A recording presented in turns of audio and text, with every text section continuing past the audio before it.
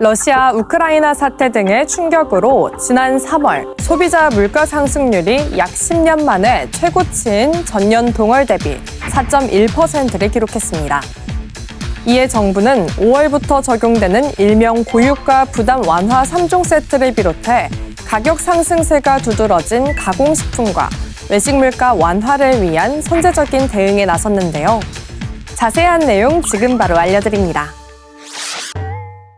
고유가, 고물가를 잡아라!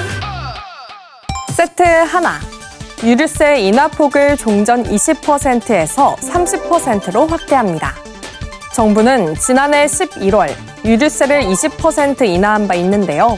원래는 이달 4월까지 6개월 동안만 낮추려던 것을 3개월 더 연장하고 인하폭도 30%로 확대한 겁니다. 휘발유에 따라 붙는 유류세는 휘발유 소비자 판매 가격의 60% 정도로 원래 리터당 820원인데요. 현행 656원에서 573원으로 더 낮아지는 것이죠. 그렇다면 유류세 30% 인하분 적용 시 전과 비교해 휘발유 값을 얼마나 줄일 수 있게 되는 걸까요? 예를 들어 연비가 리터당 12km 안팎인 승용차를 타고 경기도 고양시에서 광화문까지 왕복 57km를 평일 출퇴근한다고 가정할 경우 유류세 20% 인하 시보다 한 달 약 9,000원을 아낄 수 있다는 계산이 나옵니다.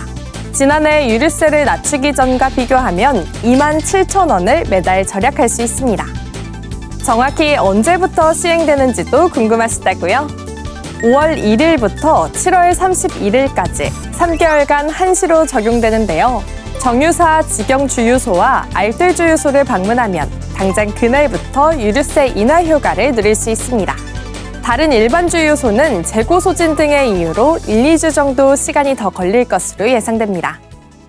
세트 2. 경유 가격 급등으로 어려움을 겪는 대중교통 물류업계의 부담 경감을 위해 영업용 화물차, 버스, 연안 화물선 등에 대해 경유 유가 연동 보조금 또한 3개월간 한시적으로 지급합니다.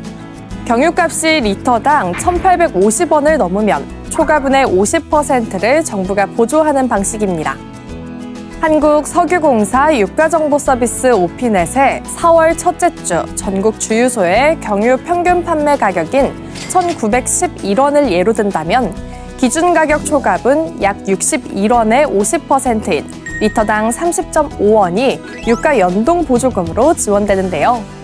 다만 재정 여건과 화물업계가 실제 부담하는 세액을 고려해 리터당 183.21원까지만 보조해주기로 했습니다.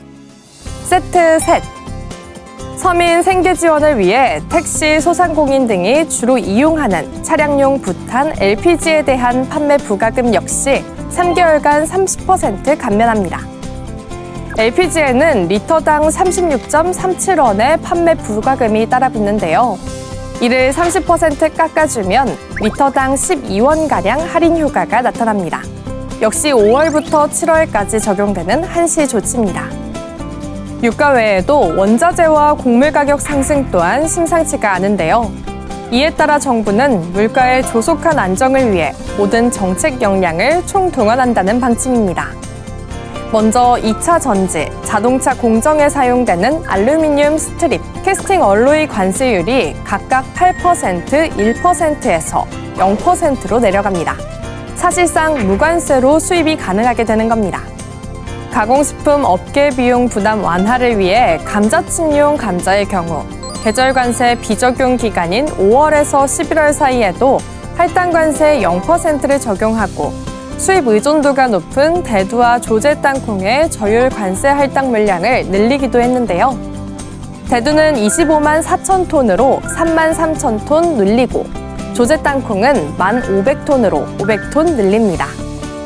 러시아, 우크라이나 사태로 값이 치솟은 사료용 밀, 식용 옥수수 같은 곡물에 대해서도 대체 입찰 등을 통해 추가 물량을 확보함은 물론 신속한 유통을 위해 사전 수입 신고, 조건부 수입 검사 등 검역 통관 지원을 대폭 강화한다는 방침입니다.